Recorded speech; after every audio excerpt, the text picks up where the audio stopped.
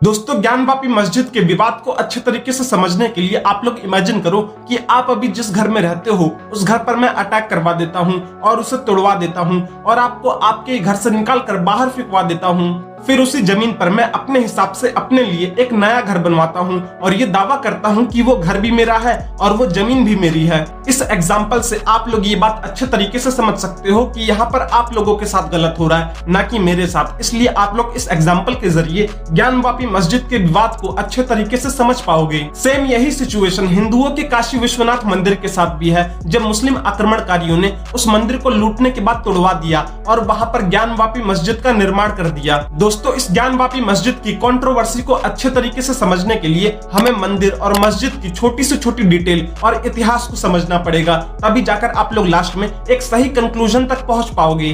काशी विश्वनाथ मंदिर भगवान शिव के 12 ज्योतिर्लिंगों में से एक है, इसलिए ये मंदिर हिंदुओं की सबसे बड़ी आस्था के रूप में माना जाता है। काशी विश्वनाथ मंदिर के इतिहास की शुरुआत आज से 2050 साल पहले से शुरू होती है, जब 11 ईसा पूर्व में राजा विक्रमादित्य ने इस मंदिर का जीर्णोद्धार करवाया था और बनारस में काशी विश्वनाथ मंदिर का निर्माण करवाया था। फिर बाद में साल 1194 में मोहम्मद गौरी और कुतुबुद्दीन ऐबक ने इस भव्य मंदिर को लूटने के बाद तोड़वा दिया। इस हमले में मंदिर का शिखर यानी कि सिर्फ ऊपरी हिस्सा टूटा था, लेकिन इसके बावजूद भी कई साल तक लोग इस मंदिर में पूजा करते रहे। फिर वर्ष 1447 में एक गुजराती व्यापारी ने बनारस के स्थानीय लोगों के साथ मिलकर फिर से उस मंदिर का निर्माण करवाया, लेकिन इसके बाद महमूद शाह ने फिर से उस मंदिर को तोड़वा दिया। फिर वर्ष 1585 में राजा टोडरमल ने काशी विश्वनाथ मंदिर का फिर से पुनः निर्माण करवाया। राजा टोडरमल अकबर के 9 रत्नों में से एक थे। फिर बाद में वर्ष 1632 में काशी विश्वनाथ मंदिर की भव्यता को देखते हुए शाहजहां ने इस मंदिर को तोड़ने के लिए एक सेना भेजी। सेना हिंदुओं के भारी विरोध की वजह से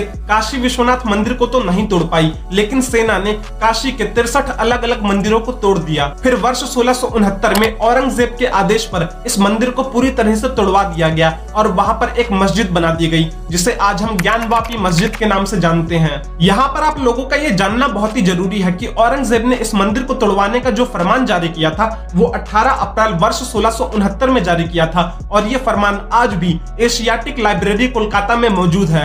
फिर 2 सितंबर वर्ष 1669 को मंदिर तोड़ने का जो काम था उसके पूरा होने की जानकारी औरंगजेब को दी गई और इसी के बाद ज्ञानवापी परिसर में मस्जिद का निर्माण करवाया गया। फिर इसके बाद वर्ष 1780 में मालवा की रानी अहिल्याबाई होलकर ने इस ज्ञानवापी परिसर के बगल में ही एक मंदिर का निर्माण करवाया, जिसे आज हम काशी विश्वनाथ मंदिर के तौर पर जानते हैं। फिर वर्ष 1809 में पहली बार इस ज्ञानवापी मस्जिद को लेकर विवाद गरमाया, जब हिंदू समुदाय के लोगों ने इस ज्ञानवापी मस्जिद को उन्हें सौंपने के लिए कहा और इन दंगों में उस टाइम पर बहुत से लोग मारे गए थे। उस टाइम पर भारत में अंग्रेजों का शासन था और तब राजधानी कलकत्ता के वाइस प्रेसिडेंट इन काउंसिल ने तब के बनारस के मजिस्ट्रेट वॉटसन से इन दंगों के होने का कारण पूछा था। तब मजिस्ट्रेट वॉटसन ने इन दंगों के पीछे वर्ष 1669 में औरंगजेब के द्वारा जो काशी विश्वनाथ मंदिर को तोड़वा कर वहां पर ज्ञानवापी मस्जिद का निर्माण करवाया गया, इन्हें उन दंगों का कारण बताया था। उस टाइम पर वॉटसन ने इस विवाद को सुलझाने के लिए एक सुझाव भी दिया था, जिसमें कहा गया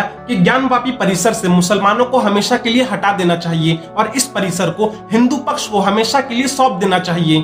तब कलकत्ता की वाइस प्रेसिडेंट इन काउंसिल ने वॉटसन के इन सुझावों को नहीं माना और इसे खारिज कर दिया गया। इसे समझने के लिए किसी बहुत बड़े रॉकेट साइंस की जरूरत नहीं है। अंग्रेजों ने ऐसा सिर्फ इसलिए किया था क्योंकि वो लोग भारत पर लंबे टाइम तक राज करना चाहते थे और ये चीज सिर्फ डिवाइड एंड रूल से ही पॉसिबल हो सकती थी। इसलिए अंग्रेजों ने इस विवाद को कभी भी सुलझाने की कोशिश ही नहीं की। फिर बाद में वर्ष 1936 में एक दीन मोहम्मद नाम के व्यक्ति ने बनारस की जिला कोर्ट में एक याचिका डाली, जिसमें यह मांग किया गया कि ज्ञानवापी परिसर को मुस्लिम पक्ष की जमीन घोषित कर दी जाए। वर्ष 1937 में इस याचिका पर अदालत का फैसला आया, जिसमें अदालत ने इस याचिका को पूरी तरह से खारिज कर दिया, लेकिन अदालत ने मुस्लिम पक्ष को ज्ञानवापी परिसर में नमाज पढ़ने की इजाजत दे दी। फिर वर्ष 1984 में विश्व हिंदू परिषद ने कुछ राष्ट्रवादी संगठनों के साथ मिलकर ज्ञानवापी मस्जिद की जमीन पर मंदिर बनाने के लिए देश भर में अभियान चलाया। फिर वर्ष 1991 में हिंदू पक्ष ने ज्ञानवापी परिसर का सर्वे करने के लिए और वहां पर पूजा पाठ करने के लिए बनारस की एक जिला कोर्ट में याचिका डाली। और आजकल जो ये ज्ञानवापी का केस चल रहा है दोस्तों, ये वही केस है जिसकी शुरुआत वर्ष 1991 में हुई थी, यानी कि ये केस 30 साल से भी ज्यादा पुराना है। फिर बाद में वर्ष 1991 की कांग्रेस सरकार ने संसद में प्लेसेस ऑफ वर्शिप एक्ट बना दिया, जिसके अकॉर्डिंग 15 अगस्त 1947 के दिन जिस धार्मिक स्थल का जैसा रूप है वो वैसी ही रहेगी, उससे बदला नहीं जाएगा। आप लोग इसे आसान शब्दों में ऐसे समझो कि आजादी वाले दिन भारत में जहां कहीं पर भी मस्जिद है वो हमेशा के लिए मस्जिद ही रहेगी, उसे मंदिर में कभी भी नहीं बदला जा सकता, भले ही उस मस्जिद वाली जमीन पर कभी मंदिर रहा होगा। लेकिन इस प्लेसेस ऑफ वर्शिप एक्ट में राम मंदिर को एक अपवाद बनाया गया था, यानी कि ये लॉ राम मंदिर को छोड़कर बाकी सभी धार्मिक स्थलों पर लागू होगा। कई लोग मानते हैं कि कांग्रेस सरकार ने इस लॉ को जानबूझकर बनाया था ताकि वो लोग मुसलमानों को खुश कर सके, ताकि मुस्लिम लोग उनका एक वोट बैंक बन जाए, क्योंकि वर्ष 1991 में ही राम मंदिर और बाबरी मस्जिद का जो मुद्दा था वो सबसे ज्यादा गर्म हुआ था, और इस बात को पर्सनली मैं भी एक्सेप्ट करता हूँ।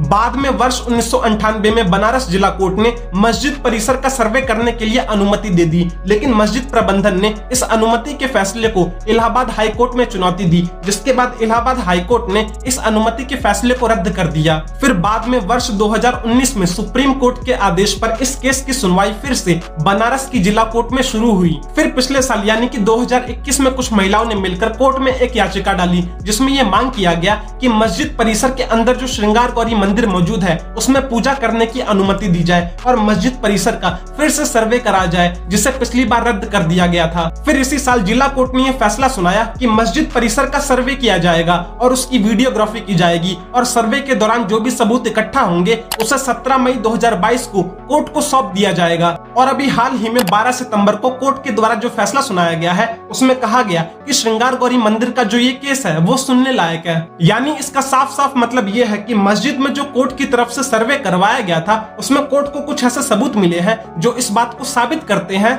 कि ज्ञानवापी मस्जिद के अंदर मंदिर के अवशेष मिले हैं, यानी कि मंदिर को तोड़वाकर बाद में ऊपर से मस्जिद का निर्माण करवाया गया। दोस्तों, हमारी इस वीडियो का कंक्लूजन यहाँ पर पहुँचता है कि अगर कोर्ट को सर्वे के दौरान एक भी सबूत नहीं मिले होते तो वो कभी भी हिंदुओं के पक्ष में फैसला ही नहीं सुनाती। वैसे दोस्तों, आप लोगों का इस पूरे टॉपिक को लेकर क्या मानना है मुझे कमेंट करके जरूर बताएं। मैं मिलता हूँ आप लोगों से नेक्स्ट वीडियो में किसी नए टॉपिक के साथ। तब तक के लिए जय हिंद, वंदे मातरम।